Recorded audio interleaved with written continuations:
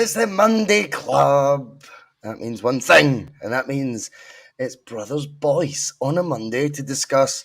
Well, there wasn't really much action at the weekend. It was a pre-season friendly, but Brendan brought some box office today, so we're going to go through his interview that he did with Sky Sports, around 8 minutes of it. Don't worry, we're not going to play it all in full. We've got James McCarthy coming on. He's going to do it instead for us, and couple of games here and there. Yes, good to have you all on. We will be sort of analysing and doing the usual thing that Celtic fans do, Jonathan, and over-scrutinising every single word and usher that Brendan made, even the tone that he said certain things, and I'm sure we'll find a way to find a meaning behind it. You know how it goes. Before we do all that, we will get stuck in with all that good stuff. All that good stuff means give us a like, give us a share, slag the hair, nobody cares. If you want to become, what is the other one? What is it? Voice Plus member. Voice Plus member, yes. It's $1.99 a month. Loads of you have done it. We really appreciate it. A big shout out as well. I meant to say the other day to Tattoo Face, who actually donated twice 5 memberships for the month to the viewers on Thursday night. And I don't see it unless I go back in, because I kind of go back in sometimes. Don't worry, I'm not that sad that I listen to myself. But I'll scroll through the comments just in case there's any naughty ones I've missed and someone needs a wee block.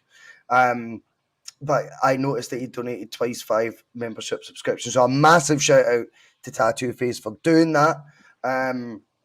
But if you do want to become a Boise Bus member, the content's always free. It's $1.99 a month. Boise Bus members are the likes of Charles Smith, Alex Forsyth, Alistair Jack, Gary Patterson, Scott Cameron, Jim C, Les Watts, Gary Brown, Martin Kay, Stevie Kenny, Margaret. The list goes on and on. You know what to do if you want to keep the wheels on this road. I'll not forget the main man, Brown Warrior, as well.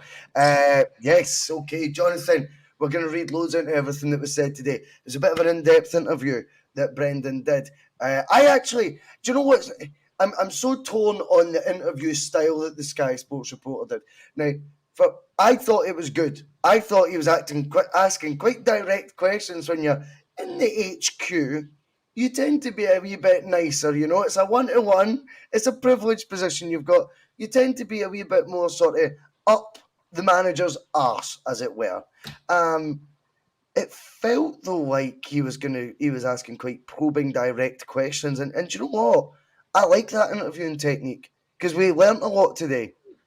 Why I'm torn on it is no danger would that happen across the city, as it were. Do you know what I mean? So we will get stuck into that, Jonathan. It's been another week, though, with no competitive action, but the new season begins soon. It certainly does, Russell, and it's been a very interesting week in Scottish football.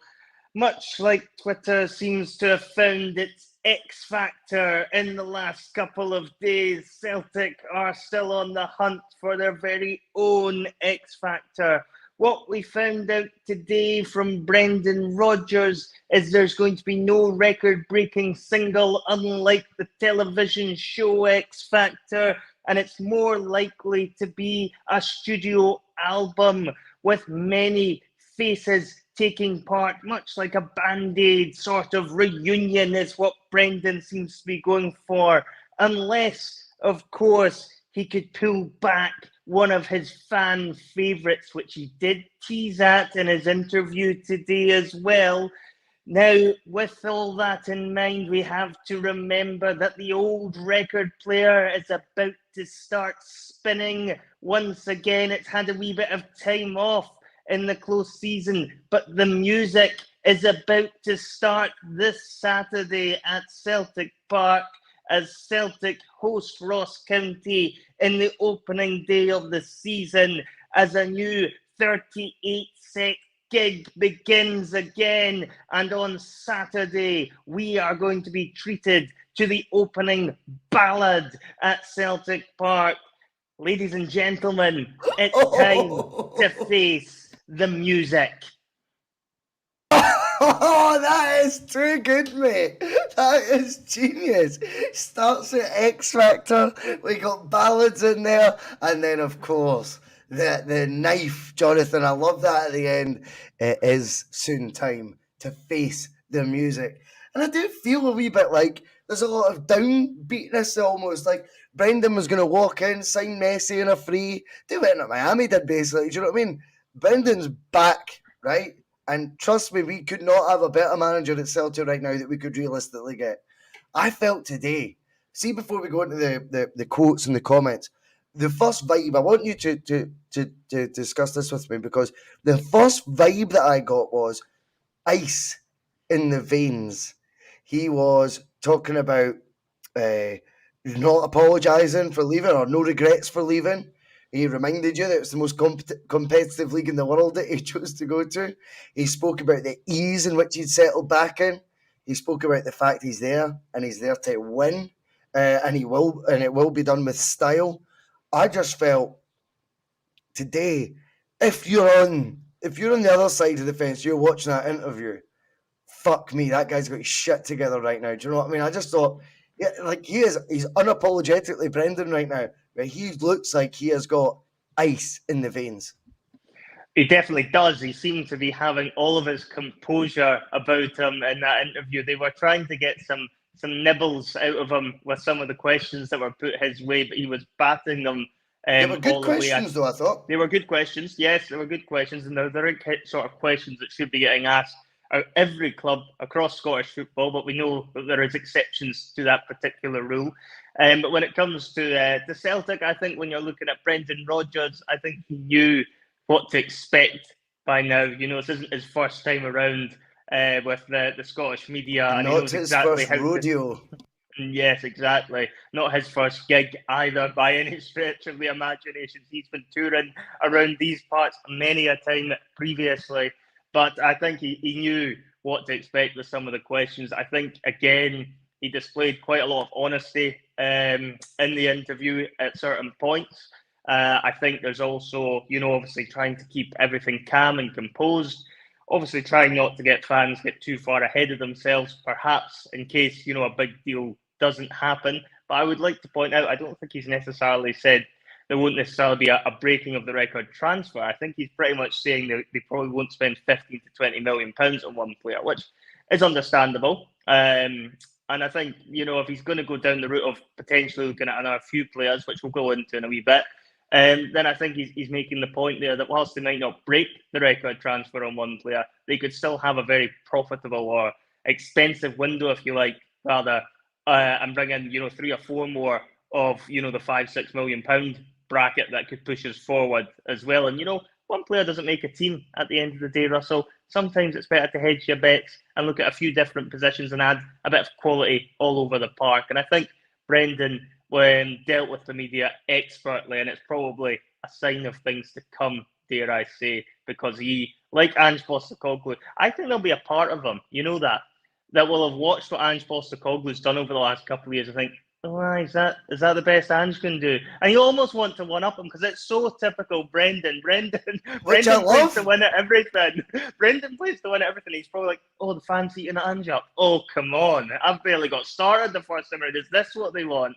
If they'd said this first time around, I'd have done this every week for them. So I think we might see a different approach from Brendan this time around with the media. Now I think he might have a better understanding as to what the fans like to hear, and perhaps he might just treat them with a little bit more derision this time around than he did previously.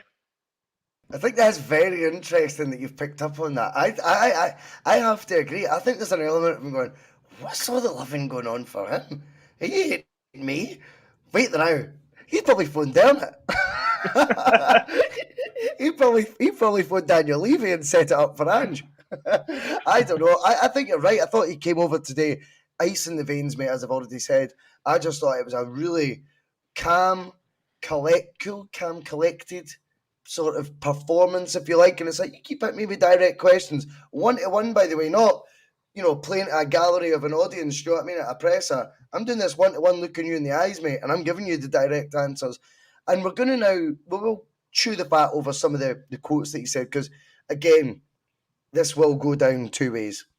You'll go down the path of it was a negative news day from Celtic, or you'll go down the path of going, I'm still on the exact same train I thought I was on from the start, and nothing that he said has changed that. And this is the nature of the nature of being a football fan with such a passion for a club. This is what happens. We read into everything, and I just think sometimes it can be read in a certain from a certain prism that is negative, or a certain prism that is like positive. Do you know what I mean? I'm still staying on the positive rails because I felt like he said when it came to the Celtics strategy anyway. I'm on board with. He said he's very calm, Jonathan, right now. I think the word I've used is zen. He obviously doesn't watch the bus yet. But he's very calm about it, you know. And I was like, I like that, Brendan. I'm glad you're calm. Secondly, he reminded us that the signings that had been made, they were from a list that was already done. Up until he said one or two, I think it was recently. I'm paraphrasing as I always do. I think he just means the Rocky at the back. I think that's all he's talking about, right? I think he's saying that's one that I kind of went, how about that guy? He was on a list of a potential up and coming player. And realistically, at Leicester, that would have probably been someone they'd bring into the under 23 squad maybe at the start, or someone that would be on the bench for the first season to adapt. But doesn't mean they wouldn't be on a list. I think that's what he was letting you know, that the first few, they weren't to be me, but it reminded you they need to have his blessing. That's what he also said. I still need to give them my blessing. And I thought, see, that's a power move, that. Even just saying my blessing on it, I'm like, this is a power traits, mate. He's playing right now. I think he's just getting warmed up. And when it came to his take on, and this is going to be, I think, we may as well get stuck into it. There's 118 already on the bus. Remember, hit the like, hit the share. I think the conversation the fans that are watching right now, the Celtic fans, that are watching right now, want to go into, we can just dive right into. And that will be, was him saying there will be no 15 to 20 million pound signings a sign that Celtic aren't going to be ambitious this summer? Now, I think it's time we read that literally. At any point, Jonathan, did you think we would make a 15 to 20 million pound signing this summer? I felt we would break the transfer record when he came in. I am not going to deny, maybe slightly pulling back on that. But when you break it down, what he said, 15 to 20 million pound bracket signings won't be made. Why on earth would that be something that you heard that would make you think, oh, it's negative news. Oh, the writing's on the wall. It's going to be a dead window. We never signed 15 to 20 million pound players, and that's the bracket he used. Now, Clyde, one have decided to go on YouTube, so they're going to be challenging us at that 7 o'clock slot, but we know we'll win the war, Jonathan, because we've got the real fans, you know what I mean? Those who want to find their real Celtic truths, not just nonsense from the staunch ones on the panel. Roger Hannah just misquotes him straight away. He says, Celtic fans thought they would do £6 million fullbacks, £10 million goalkeepers. Brendan's basically telling you that won't happen at all. No, sorry, that's not even close to what he said. What he said was, it's going to not be 15 to 20 million pound signings. At no point has he said anything that doesn't get us, or be something that gets us extremely excited for this season. He's now telling you the next 3 or 4 he'll be involved in, from the foundations of those signings, Jonathan, from the moment they're identified. Brendan will have played a hand in it. From the moment they then decide to come, Brendan will have played a hand in it. I think we're just getting warmed up. He told you the guys that have came in up to recently, or the last 1 or 2, Rocky, as was already on the list, they come with these blessings. Going forward, Jonathan, it's going to be Brendan's boys. And you mark my words, if they're not going to be 15 to 20 million, I ain't pissing the bed over that. No, as I say, I think it goes back to the point that I think he'll be assessing the squad at the minute. He'll have gone through the friendly games, and he'll have identified where he feels the club is at and where it needs strengthened. And he's maybe thinking, even if, Celtic were to sanction, let's just say for argument's sake, Celtic did say, here's a £20 million budget, and if you wanted to spend your full 20 million on one player, you could. He's maybe looking at it and thinking, well, I need X, Y, or Z positions filled here. I probably need, a stronger goalkeeper. I maybe need a stronger left back. There's areas in there. Obviously Rocky's now addressing the centre back issue. He maybe feels he might need another striker with Kyogo constantly being injured and not having an awful lot of backup there as well. So there is positions, another winger with losing Jota. So there is positions in there he might feel need strengthened. And I think what he was really getting at was, okay, we're not going to maybe necessarily spend 15 to 20 million pounds on one player and spend most of my budget on one player. But that doesn't mean he won't spend 15 to 20 million accumulatively, or perhaps even more than that when he's actually finished doing his business in this window. It's very possible he could sign 3 or 4 players at, £6-7 million.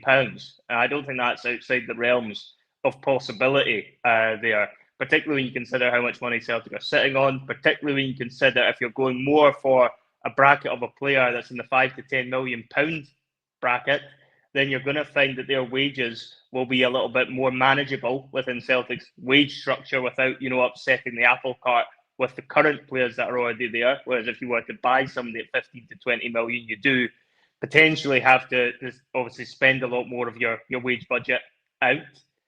So I think he's going to be looking at all these sorts of things when he's assessing the squad. And I'm not worried so much if he decides, well, I'm not going to buy one player and go completely crazy with the money Celtic are entrusting me with. As long as, again, ends up identifying the ones that he wants, and Celtic have made every effort to get them in, I still think Celtic will comfortably spend another 15 to 20 million pounds in this market. I'm fairly confident they will. Defo, mate. Defo. The thing is, the only manager, and it's ironic, in Scottish football, in fact, in football in general, that would say they would break the record by, what would that be breaking our record by? It could be 50%? doubling it, Something potentially. like that. 9 Well, million to 18. well, yeah, between 15 and 20. The only guy would be, the only guy that would say that would ironically be Mickey Beale, because he's an idiot. He would go, if we want to get a £15 million player, we'll go get him. And that just, every other club then, the selling club goes, so you have money. Brendan's tempering all that nonsense, and he's saying, you ain't going to be sitting here because you think we're cash rich, spending crazy money. We're part of a model. I do not believe for a second this guy has came back, I'll say it right now, as Rodgers Light. Come on. That's what Lennon did when he came back. He accepted everything that Celtic told him. And that is why he ultimately failed in getting the 10. Because he didn't have the courage of his convictions like he did as a rookie manager that he should have had the second time around. Because he was just grateful for the opportunity. Brendan, behind closed doors, you really think as someone who's just going to sit there and carry on taking £1 million signings for Korea, and that's it? That's the only way I implement my squad ahead of a Champions League campaign, ahead of me on the brink of 10 out of 10 trophies. Imagine if he won a treble this year. His record would be 10 out of 10. It's fucking mental what we're talking about that's at stake here. I think one of the things that really gets me is Brendan Rodgers is undeniably a master of the mind, psychology and all that shit. He has got it all sussed. He knows the right things to say. He is towing the party line in public. I cannot imagine that is the Brendan Rodgers, just so comme ci, comme ça, behind the scenes. That ain't how you get to be an elite manager. It's now none of them got there being like that. That attitude that you're showing is that I am a team player this time around. There's no more Terminados. There's no more we've got a million wingers. And he's trying to reiterate how much he's now back on board with the club's ethos and their transfer attitude. Behind closed doors, I bet the board today watched that and went, well, that lying bastard. He was fucking phoning me about 10 minutes before that interview, badgering me about a player that we don't want to spend the money on. I think his ambitions should not be questioned right now. They will be very similar. If you want to bracket 15 to 20 million, well, do you know what, Brendan? I never thought you would do that anyway. That is not a news story to me whatsoever. What he did say was there will be a few more coming in, and they'll have his fingerprints all over them. That's the reality of how that interview went. I think it will be more valuations that we've maybe seen before. Could we potentially break the transfer record again? I don't know. I mean, this guy, when he was maybe already getting itchy feet at Celtic, shall we say, or warning signs from the board, still managed to get them to sanction £9 million for Odsonne Edouard, who, in his first year on loan, hadn't spent all that. I think Mark's coming in a few times, so I'll bring up this last one. I've not read them all particularly soon. I think he's already said, though, he's not seeked reassurances. No one believes that, though, Mark. But surely you don't think, Mark, that Brendan's came in and any manager worth their salt gets reassurances of some sort, and no way he comes back. He doesn't need to. He doesn't need to come back. If he's not got he's not got full reassurances. power. I think he's dampening, and he is going for that final, the punch in the face. Let them get all the headlines right now for signing players that bigger clubs than them don't want.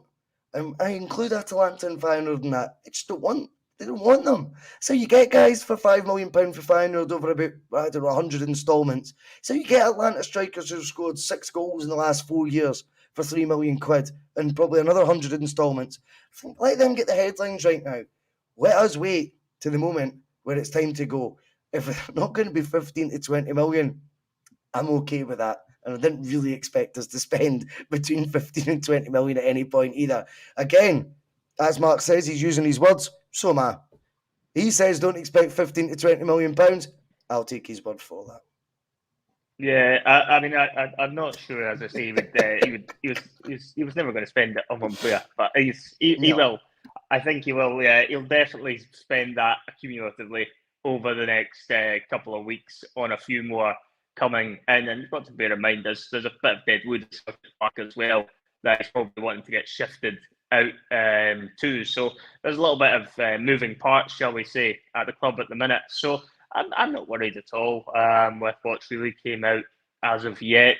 I think people are obviously looking at it now, Russell, and they're probably thinking because the season start date is almost upon us, people would have liked to have had their squads pretty much fully fledged out, and then that gives them a few weeks to settle in. I guess the counter argument is if we're going to end up holding off in the window, you bring somebody in potentially on the last day of the transfer window. I believe the first game after the window shuts is Ibrox away, and then you've got to wonder, will Brendan be ballsy enough to put somebody in for their debut at such a hostile environment as Ibrox, and will they be able to manage the expectations of playing in such a volatile fixture as that, when the fans are all going to be on their back, when there is going to be no Celtic fans once again in attendance at that fixture either. I think that's probably where the cause for concern comes from a lot of the fans. For me, I look at the start of the season and I kind of think, well, the home games are very straightforward. We couldn't have asked for much better home games in August. Ross County at home, nearly relegated last season. St Johnstone just cuffed 4-0 off our local team, Stirling Albion, at the weekend there. So they're looking like 2 games that Celtic should be able to win, even with the likes of like a Stephen Welsh or whatever at the back, or if there does need to be a bit of makeshift in the squad, I think we can make do with that. I think we'll survive that test. But if it comes to games like Aberdeen away, I think Brendan might want to have somebody in for Pittodrie by next week. I would be surprised if there isn't at least one more body in before then. I think there'll be another couple over the next couple of weeks as well. Ideally, you'd like to have the business all done before the window closes, but Brendan will know a lot of the players that he's identified, particularly if these are players that he had on his radar at Leicester.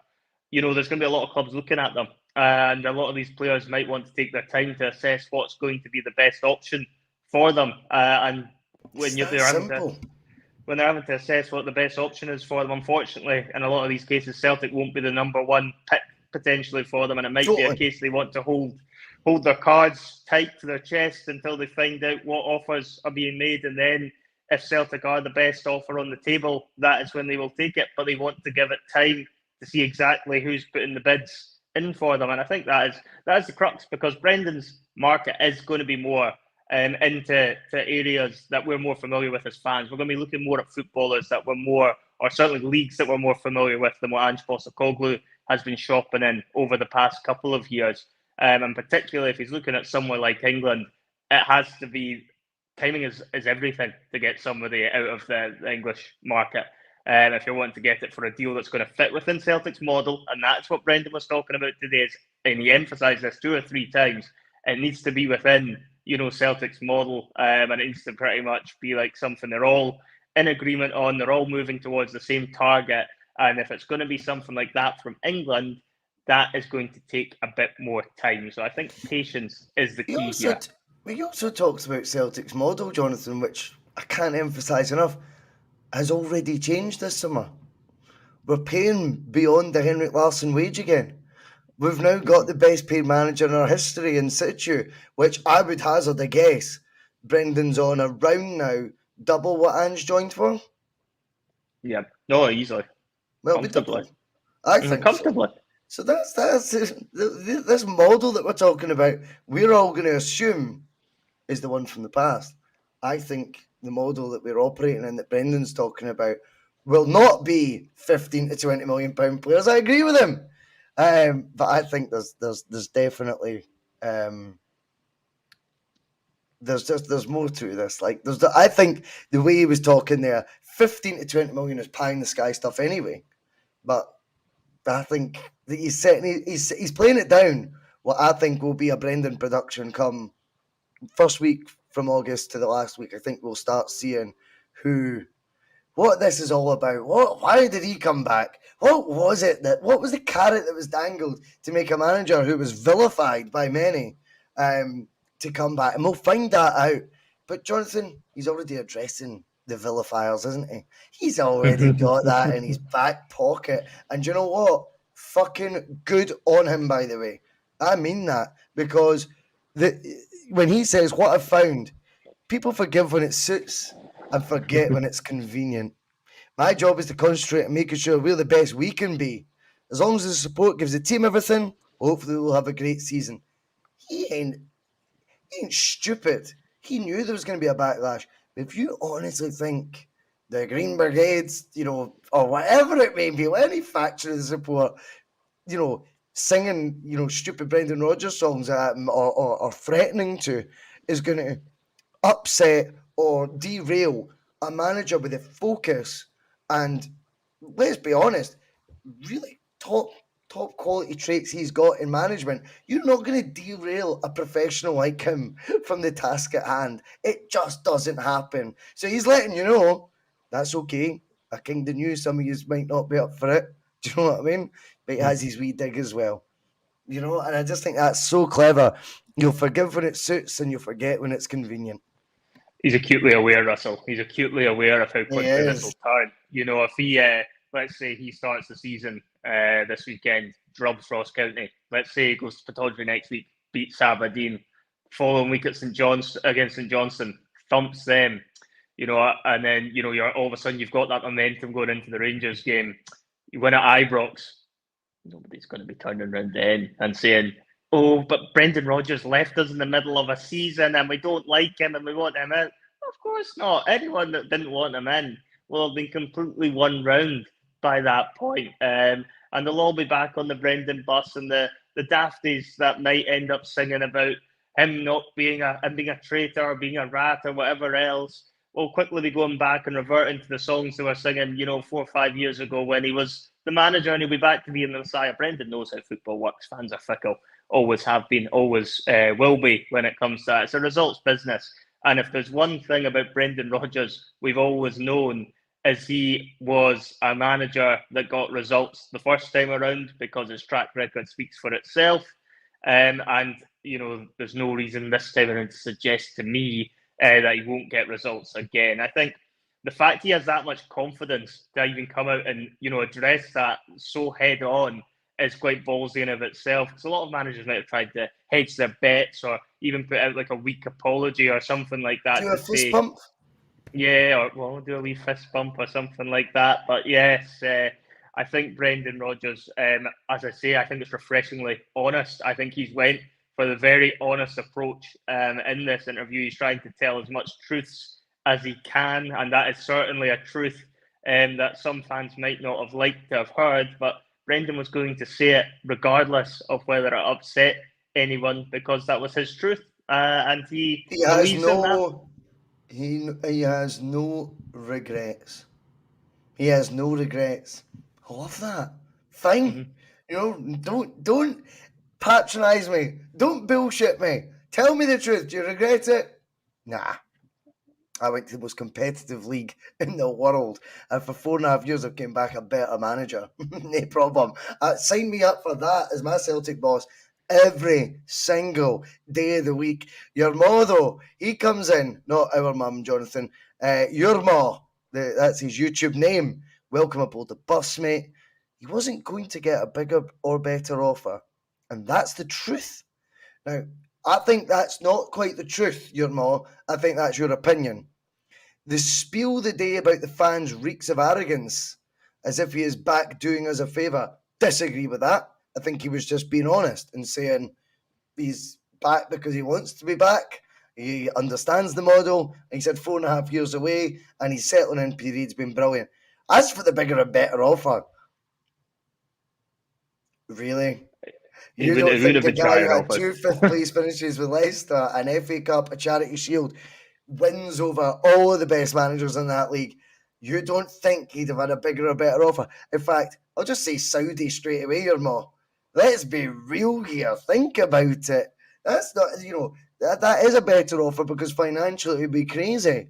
Um, he would be in that league. And by the way, if you honestly don't think there wouldn't be EPL clubs who would be wanting to take him on double, treble the wage he's getting at Celtic right now, with quadruple the transfer sort of budget, I will disagree. I really think he would. He would have had. I'm sorry, pal. He would. This was not the biggest and best offer. He's here through choice, as Jonathan said at the top of the show. In my personal opinion. Yeah, no, I completely agree. I think he's very highly regarded by even the English press, despite how it ended at Leicester in his last season. I don't think he would have any difficulty getting another job in the Premiership if that is where he had wanted to stay. And he would have still been a good level as well. Don't kid yourself on into thinking he would have been forced to take in a club that was fighting relegation down there. He would have still got, I think, at least at the very least, a good mid-table club, which can offer far more resources, unfortunately, than Celtic are able to in the current dynamic world that we live in. And as you mentioned, Saudi holds all the cash, and we've already seen an ex-Glasgow manager go down that path this summer in Steven Gerrard. And if they're going to take the likes of Gerrard there, they would definitely chance their arm and try and get a Brendan Rodgers into that league, as well. So I completely disagree in the sense that Brendan wouldn't have had other options on the table. But there's something that's obviously given him the pull to come back to Celtic. And I think it obviously goes back to the points we've discussed, over the summer. It re-emphasises that, he is actually a Celtic fan. I don't think that was ever in doubt now. I think we can safely say he's came back because he actually does genuinely care about the club and has feelings for the club and wants the best for the club. And that is something that he is, wanting to try and bring the club forward again. So it's more now, what have Celtic offered to him that is making him want to come back? And I think that's the answer to the riddle we're still waiting on finding out as this transfer window progresses. And I would imagine the answer will be given to us by the 31st of August this Well, this let's summer. debate it the other way around because I like balancing the debate. Now, I am very much. I think you're in the same boat as I am. That there's no fucking danger he's back here with the 5 signings that have been made and a few more of a similar ilk to be made by the end of the month, and that's what convinced him to come back, get the pelters, get all the shite on social media platforms by fan groups and stuff like that, and having went through what he did after he'd left the first time around, right? Let's think about all that, weigh it all up. Yeah, it's a decent wage. Isn't it an EPL wage he's getting at Celtic? He might be the best paid manager in our history. He's still getting paid what the Crystal Palace manager. Roy Hodgson's probably on more than him at Crystal Palace. Let's be real here, right? Sam Allardyce, I'll give you a great example. He was offered £3 million if he kept Leeds up. Do you know how many games he was in charge of Leeds? 4. I was going to say it's under 10. Yeah, 4. 4 games, 3 million quid if he comes in. That's the money down there. So when it comes to bigger offers, let's just get real here. This is not a money earning decision he's made to come to Celtic, albeit we're the ones that are willing to break our wage ceiling to get him back. Now, there's got to be a reason behind that, because it doesn't add up to me that Celtic would push that budget back, out the window to getting a manager to go, you don't really have much say though. We just get you players and you just make them better. That ain't how that conversations went. It's just not, in my opinion. But if we play devil's advocate to it and we say Rodgers has came back because it's an ego thing and he wants to be loved by the fans again, and basically he couldn't handle the disrespect that he took before, so he's doing this on a proving a point mission, and he's willing to come back now on any terms, and he is now in the interview saying, "Oh, I just do what the model tells me." That would mean Rodgers lied to me, Lite, and that is what hung Neil Lennon. If you know, that's a poor choice of words, but you know what I mean. That is what ruined Neil Lennon's second spell at Celtic. Jonathan, was the fact that he came back and accepted everything, but Lennon came back having been mutually leaving, sacked, whatever it was, He's suspended in a position by of Hibs, weakness. right? And he couldn't believe he'd want to watch it getting to go to Celtic. The other side of the debate will be, if Rodgers is accepting this new model, then I'm sorry, we've got Rodgers light. I wouldn't sit right with me, because we know how these outcomes end if you've got a manager who doesn't have the courage of their convictions. Yeah, I can see where you're coming from with the fact that, if Brendan was to just sit back and let the board run everything and, just let Mark Lowell, etc., get on with the transfer business, and he's purely taken on the role as a coach to try and improve the players, then that would be extremely concerning. And you'd be wondering, why on earth he's bothered coming back. But for me, it just doesn't add up whatsoever. That would be the reason he would have came back, because he's got nothing really to prove, at Celtic in that sense. Domestically, he's done everything. The reason he's came back has to be, for me, because he wants a crack at Europe. And to have a crack at Europe, he's going to have to be able to influence the decision-making at the top end of the club.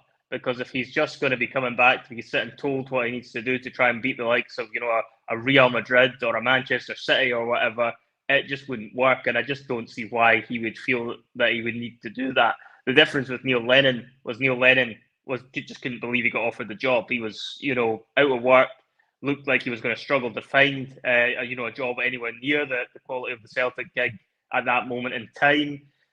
Whereas Brendan Rodgers, as I've already said, and to be fair, he was washing his balls in the shower at the time. Do you know what I mean? No one expects to get a job offer then. Exactly. Maybe they were tickling his balls in there. Who knows what they were up to?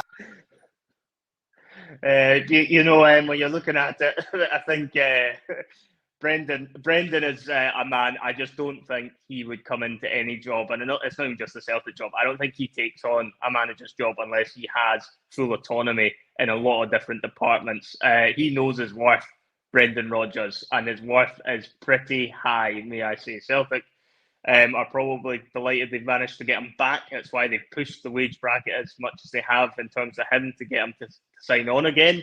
And I just think, unless they've, dangled something in front of Brendan Rodgers, there's nothing really that suggests to me there'd be much appeal in him coming back just to do the domestic scene again that he's already completed it. It's like he's completed it, mate. He's done it. He pretty much done it 3 times. He did most of the year, even when he walked out. He'd already pretty much got us most of the way over the line in the league, and obviously Lenny finished everything up beautifully. But for him coming back, it has to be Europe, and if it has to be Europe, Brendan Rodgers has to have a say. And if Brendan Rodgers has to have a say, then that means Brendan Rodgers is going to get a big player, I suspect, before the window is shut, or at least get 2 or 3 of his targets, as he was alluding to in his interview today. So as I go back again, I'm not overly concerned about what's came out of this. And you've got to remember, Russell, I thought it was the a media. feel-good interview for me. I enjoyed watching it. I thought he's in the same boat that I feel like I've been in the whole time. When he says, "I'm very calm about the window, but there will be more to come." Fucking sound, mate. Do you know what I mean? Because you'll be involved from A to Z in whatever transfer that now goes over the line. I'm totally cool with that, mate. Totally cool with that. Yeah, well, this is it. I think when you're looking at, Brendan Rodgers, he's going to be one of these guys who's only going to get the players in that he wants, that he thinks they can take the club forward. So there's absolutely no way he comes back to then just be like, all right, Mark, you just keep signing whoever you want, and I'll just do the coaching. And that's just not how it works. With a Brendan Rodgers at the helm, and I think he's looking at it, and he's just wanting to make sure that Celtic progress as a club. And I feel like he's probably felt like he never got the chance in his third season. This is probably what it boils down to for me, is he probably feels that third season they'd fallen so far out of sorts, and this is almost like the third season of his first spell, now actually getting a chance to redeem what happened there in terms of the transfer windows, and make them more successful than they were, and try and push Celtic towards the vision he had the first time, around. So for me, there's absolutely no doubt Brendan Rodgers has came in, with a plan as to what he wants to do, and he'll execute it over the next few weeks. It's just a case of being patient and waiting until the right time. And as I say, it goes back to what has been said.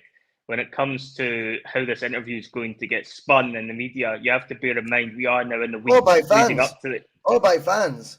or by fans, yeah. Celtic Twitter in particular will be Well, yeah, but interesting. the fans as well kind of, do take a lot of what happens with what the journalists report on as well. And, they'll see headlines like Celtic won't spend 15 to 20 million pounds. You've talked about already what Clyde was coming out with tonight. Radio Clyde won't be alone. There'll be a lot of them that will report it in a similar vein. We're coming up to the opening day of the season. The media narrative will not be kind to Celtic, because it very rarely is from most quarters. And they'll look at that interview and they'll find the negatives to report on in there.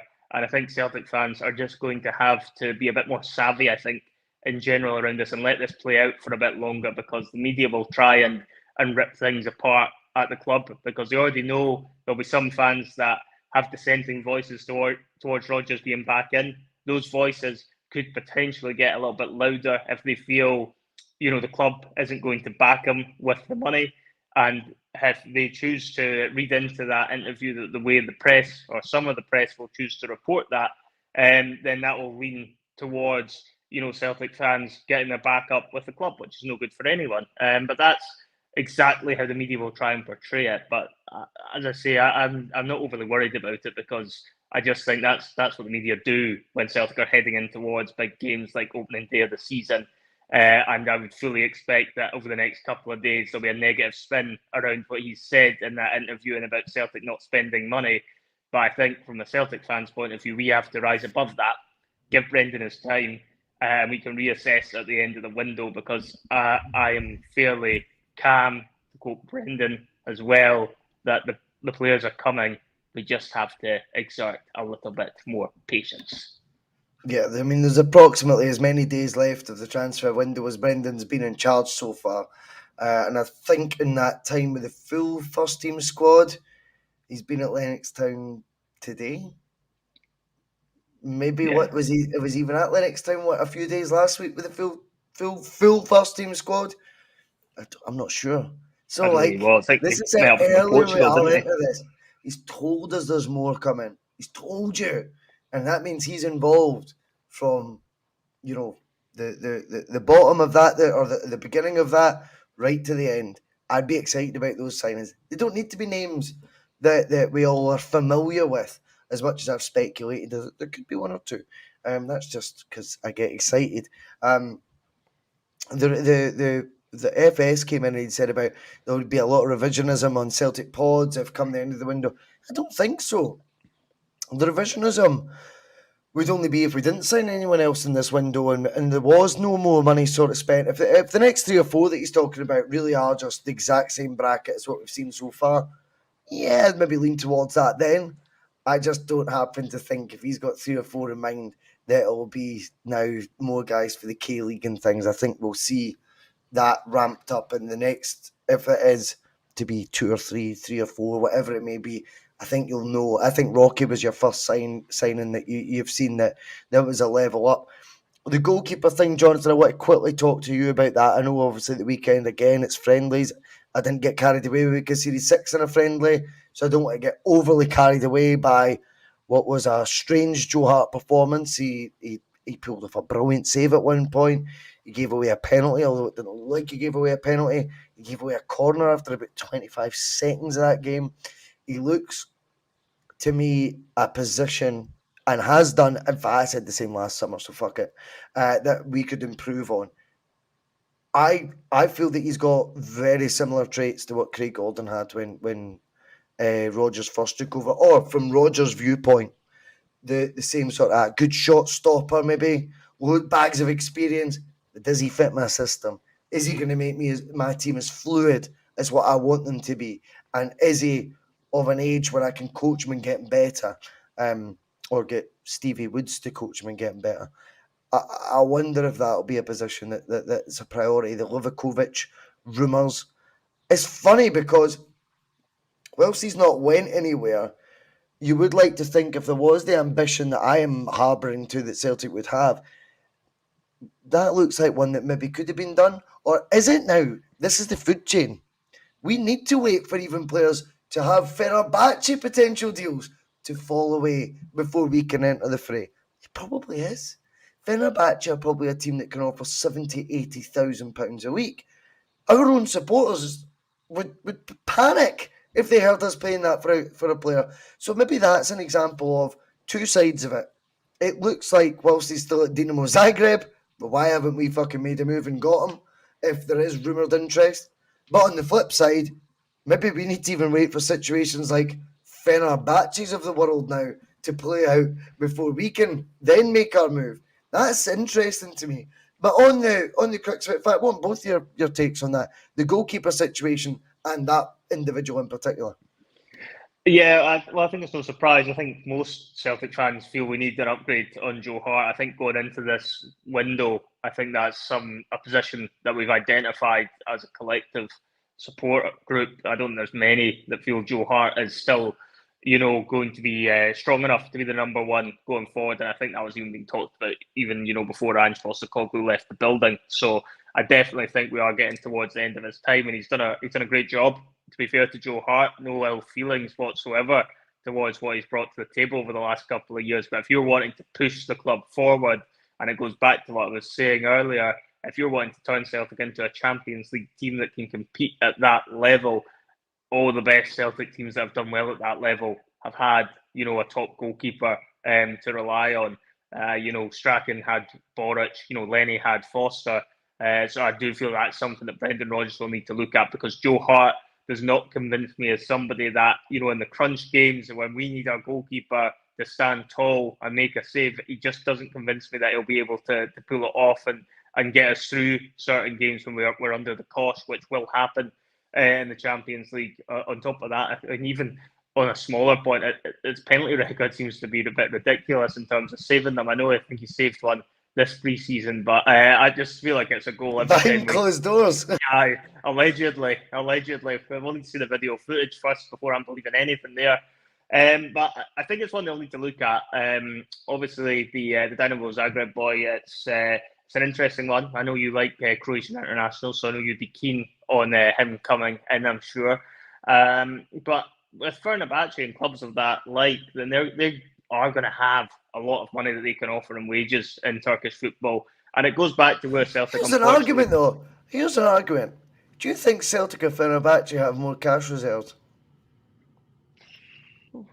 I mean, it's hard to say. I mean, Celtic have quite a fair whack in the bank. I would get Celtic to. Yeah, I would say Celtic. I'd lean towards Celtic without knowing the ins and outs of the Turkish football. Just a hunch. Well, we've just came 42nd in the most valuable brands in football. 42nd with £90 million valuation. Obviously at the top it's like over £1 billion valuations, silly things like that. But when you take that into consideration as well, it's like sometimes there must be a point where we go, yes, there's a model, but your model's expiring now. And sometimes the model needs to become as it needs to evolve as much as the modern time does, and I usually push that. However, I also believe that Celtic are trying to push it a wee bit, maybe in a Celtic manner. They've pushed the boundaries, Jonathan, but it's just been like a wee nudge. They've not broke the It's barrier gentle. down. It's a toe in the water rather than a full-on splash. Yeah, that's a good way of putting it, mate. Fenerbahce are the richest club in Istanbul, says Sue's News. Maybe. I just wonder if you looked at the two clubs, when you look at the accounts, and I'm sure they will all be public for both, who has more cash in the bank, live Well, one cash. thing's That'd be for sure. interesting to find out. It would be interesting to find out. I think one thing's for sure, though, Fenerbahce will definitely have a better television deal and better sort of deals because of the Turkish league. I would imagine is able That would to be get cash something flow. more.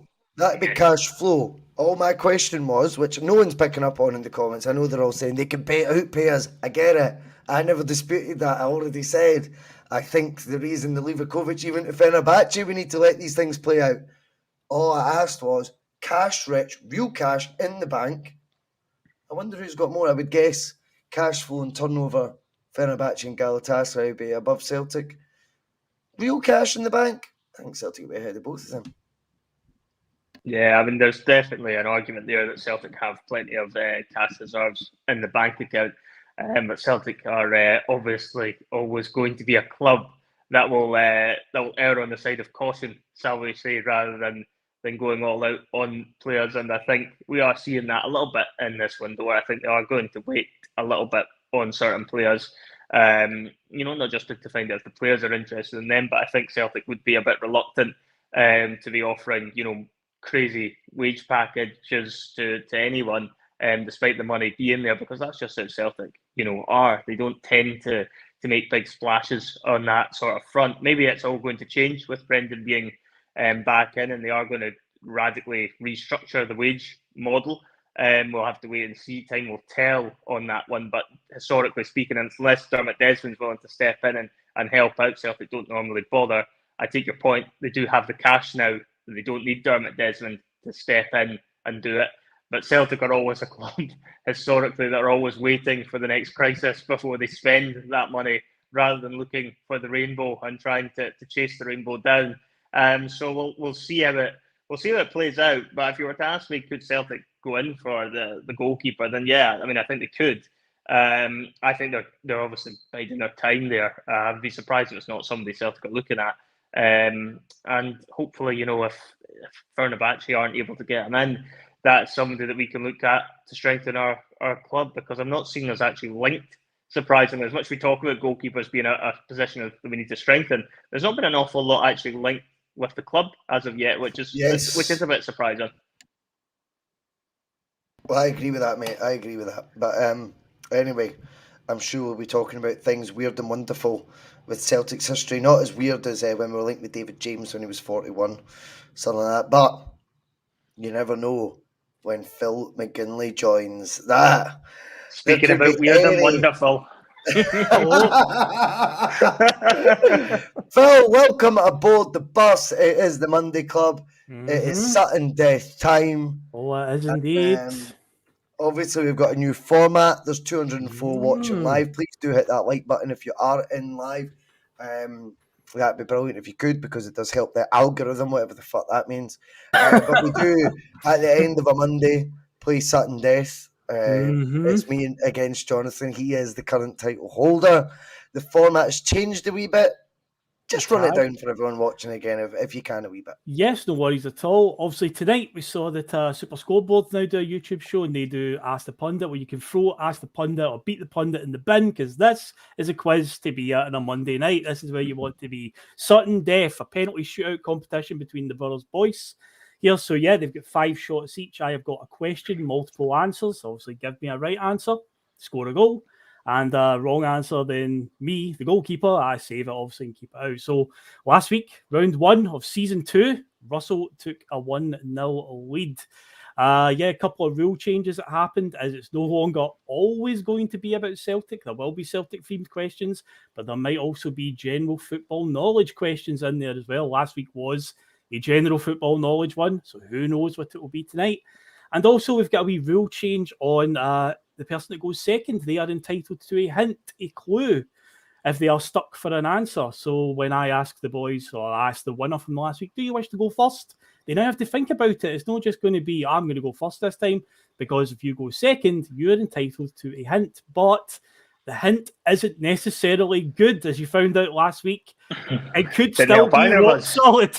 It could be a really, really difficult one. So, that's a couple of the rule changes. But yes, it is time for sudden death. So, while I serve the aesthetics boys as usual, I will invite the two of you to step up and talk your trash to each other while I'm doing all that. Yes, this will be good. This will be interesting. I'm looking forward to seeing how Russell responds to being in the lead. It's been a while since he's been in the lead in one of these things, so I'm sure he's probably getting very excited, very ahead of himself, like he did last season when he got an early lead and then crumbled. It wasn't an early lead; it was a consistent lead, mate. Across 3/4 of the season, I moved flat, and it just went a wee bit Pete Tong after that. But I'm back. Started the season as I mean to go on. You know you've met your master. You know fine well that this competition, it will expand your football knowledge. It's not just going to be wee Celtic wins that suit you, Jonathan. You get a James Forrest you can throw in every single answer. And once you go down that road, you're fucked. And we all know it. Well, boys. I'm not going to lie with you there. Depends what the question is. That's it. Of course, that's another thing as well for anyone that's you. Who scored for Fenerbahce in the league decider last season? They don't find out the question, obviously, until obviously we've decided who's going first. I'm keeping them in the dark. That's another thing as well regarding rules. So, Russell, you won last week. Do you wish to go first, or do you wish to go second and be entitled to a hint, or do you wish Jonathan to get the hint? I'm taking the hint, mate. He's doing it again. So, Jonathan, you stood me in good stead. Okay. And I just want to quickly ask before we start: have you been doing homework again this week? No, because I don't know what the question's going to be. That's fucking game changer, that isn't it? Game changer, that. All right. Just saying. Oh, and of course as well, comments off. Oh yes, I need to get the comments off. Yes, I actually still had the comments on. Apologies, they're off. Yeah, that's another thing as well. Comments are off. I apologise. Actually, did have them still on there. All right. I do apologise to give icon over there. Okay, so Jono will be going first. I'll just set up my Word document here so I can track it. Okay, so tonight's question has 16 answers, and the question tonight is: I am looking for the team name of any opponent Celtic have played this century, so 2000 to the present day, in a competitive game where the name begins with any of the following letters: C, E, L, or T. So it's a bit similar to one we did last year where we did. Is that surname or first name? No. Teams that we played in a competitive game. What are you going to guess? What the heck? You were going to guess. Ask that question again. So I'm looking for the name of any teams that Celtic have played in a competitive game this century where their name begins with either the letter C, the letter E, the letter L, or the letter T. Now, just to clarify something James as Forrest well. Isn't an answer. So James Forrest will not be an answer. Is that that's his clue? Surely that's his clue used up.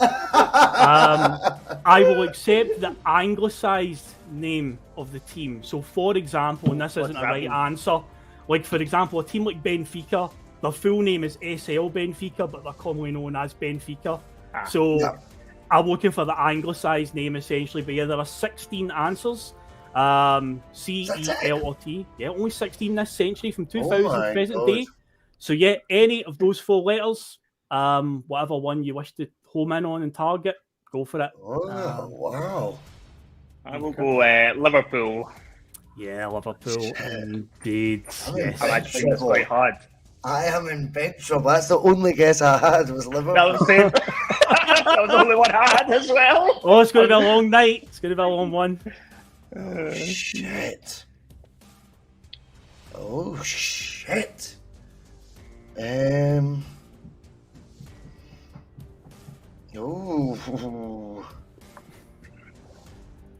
in trouble. Oh. I'm in big trouble here. Wow. Oh.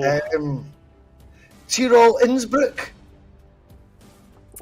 No, that is an amazing guess, but that's from the 90s. That's the Henrik Larsson own goal, I think Yeah. that was. Well, son, 1990. I knew we'd Hell of a say that. guess, Russell, but unfortunately a wrong I one don't have for a you. clue.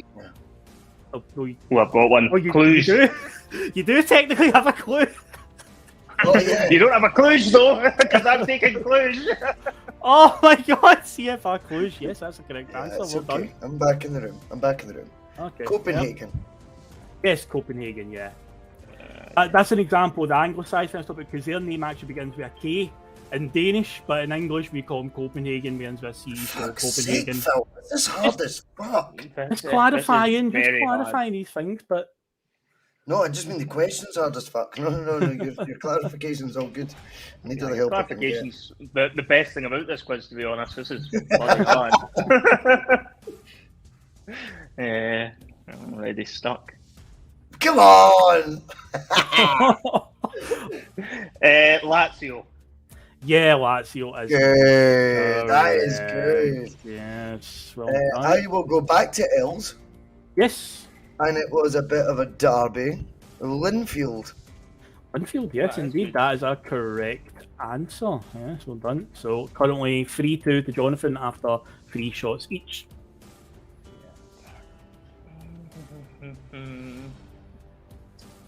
Oh, this is tough. He's scared to get one wrong. Well, I know if I get mine right, then I win. 'Cause you would No, one I've wrong. got my clue. So you've already got one wrong. I've not got one wrong. Yeah, but You're you're the first only one wrong. 3-2. You went before me. I've not got one wrong yet. If I get all mine Right. right, I win. It's only That's what I'm 3-2 telling right you. now. Yeah, I know, 2 more thank you shots for each, that. guys. It's 2 more shots each, Jonathan. You don't win if you get this right. I never What said you- that. I said if I get all my remaining ones right, I win. Oh, You're okay, not that's listening to me. It didn't sound like you said that, to be honest. Right, okay, whatever you say. I don't think I'm going to be getting them because I'm really struggling. Good. Can't think of anyone. Just take your time, mate. We've got all day. Yeah, well, oh, good, good. I'm glad. I'm glad. I'm really stuck. I'm really stuck. I'll have to push you for an Come answer. on. I don't know. Celta Vigo. Yeah, Celtic That is Vigo. brilliant. That is brilliant. I mean, the 4 letters, if you look at it, CELT, it nearly spells it know. out. So yeah, Celtic Vigo keeps you in the lead, Jonathan, for the time I'll being. bat it right back. Yeah. I'm going to go... Oh, shit. No, that's 99. I'll take my clue, please. Okay, the clue here is Please don't be my other guess. a bad start for Brendan. I've got it. That's my clue, Lincoln Red Imps. Lincoln do you know- Red. Do you know what I was? Do you know what I nearly said? That I thought it was a certainty to the last second. Quinn were in town, but that was 99. The 9th That of was 2000 balanced. present day. So, as it stands now, Jonathan, If he gets if this you one get right, this, he's in. you win. If not, Russell's got a chance to take it to sudden death. We could be Got here any all more, night if Russell? that's the case. You got any more, Russell? I've got one. Oh. Oh, you've I've won got then. one. I think I've won. Have I won? Just to clarify, do I win if I Yeah, get this this? time. Yeah, if you get this, you win. Yep. Thanks, Not the thanks, Russell. last time you claimed it. I'm fairly confident. Similar idea to the qualifiers. Cliftonville. Cliftonville is correct in 2013. Yes, Well Jonathan. done. Yes, you've levelled What it a up. shout! I Yes, had one indeed. that was like I couldn't pronounce it, and this is why I didn't want to say it. Is it got an? It begins with an E, and it's got like an X in it. No. Oh, I think I know what you're talking about. I haven't No. thought of them though. There's 2 for E that he's never got, but they were hard. They were really hard. L Go had on. the most, and he's got a lot of L's. So the only C that was left on the board you didn't get was Clyde in a Scottish Cup game. Clyde in the cup. I was trying to think Clyde. of Scottish teams, but I couldn't Yep. even think of any. I never even considered. Now- I'd forgotten about Scottish teams, to be honest. For the letter E, there is a Scottish team from the Scottish Cup. It's not East Fife, it's East Kilbride. Ronnie Dyler's Celtic team played them. And the other Who one, am who am I thinking of? That X-side or something? so the other one with E is a Swedish team that Mo Bangura was on loan at. Elfsborg. Elfsborg, Elfsborg. yes. So Ah. the L's that were left, a very common one, a topical one right now, Legia Warsaw. Lydia Walker were there. Of course. Wheel, I'm rubbish. one of the minor Leo. highlights of 10 row season, Leo, amazingly enough, never came up. Plastic Pitch Merchants himself, Livingston. How did we miss I was only Livingston? thinking of European teams, to be fair. Aye. I never even thought of Scottish teams. The other one in the L was Leon, Olympic Leon. And that's again, we're Leon. talking about the anglicised thing where their full Leon, name's I forgot. Olympic Leon, That was but we would pathetic. just call them Leon. And the only one for T, I I'll quit. give you a clue on this and see if you get it. We beat this team before we beat Barcelona in that UEFA Cup in 2004. The round before we beat another team. Began Oh, with we T. they were. They were I don't know where Czech. they were from. They were from Czech Republic. Teplice. Teplice. Oh, Teplice. That's it. So there you go, boys. So it's now one apiece quiz, a on the Sutton Dev stupid scoreboard. game. I hate this stupid quiz. It's consistent. I as never well, at even- least like last season. You take an early lead, I take you back. Kind of what we I never normally even. do. Do you know? I never even thought of fucking Scottish teams. I did, but I didn't I think just of thought them European ones. And I'm games. quite happy I didn't put one in now because if I'd got one, it might have opened your brain up And- to the others. In fairness, out of the answers, there was only 3 potential Scottish ones out of the 16, which was Livingston, Clyde, and East Kilbride. You do. I mean, Livingston was probably the opposite. Clyde and East Kilbride was hard. They were hard to remember. Very hard. But yeah, there you go, Quite boys. infamous though as well, the way. Quite a bit Yeah. infamous. That Clyde one. Oh, that's so annoying. Mm. Oh, I'm rubbish. So there we go. Yeah, when we go back to Celtic questions, ironic we were saying that about Celtic questions suiting me better. I think you're right. I think they do suit me better. Yeah, There hopefully we that. Yeah, hopefully anything that's not Celtic will benefit me because it's only a Celtic channel that I've ran. I mean, for as last a Celtic 15 years. podcast, we're running everything, you know, Russell. But aye. Yeah, what do I know about them? Anyway, 1-1. That's okay. I'm not bad Early at it. days. Long time ago in this season, up till Christmas time. So long time to go. Well, that rounds up another Monday Club. Enjoyed it. We'll be back for the Tuesday ticket tomorrow. I don't know who's going to be on with me, but hopefully you'll be on, Phil, if you so wish. If not, it's all good. And one other. We'll find out who. Connor, maybe. Connor likes coming on. See what Johnny Logue is, what corner of the globe he's on. He might be fit to come on for a wee Tuesday ticket. It's been a while since Johnny's been on, but anyway, whatever it may be, always remember, people forgive when it suits and forget when it's convenient.